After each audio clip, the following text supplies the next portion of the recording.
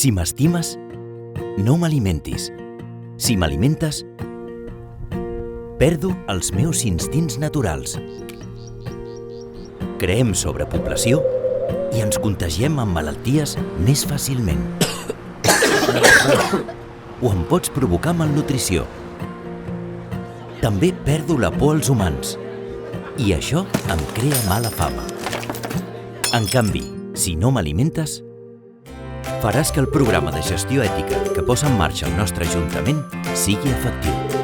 I què és la gestió ètica? Evitar que ens sacrifiquin, subministrant-nos el pinso anticonceptiu i alhora fer que gaudim de més salut. Gràcies per cuidar-nos. Si m'estimes, no m'alimentis.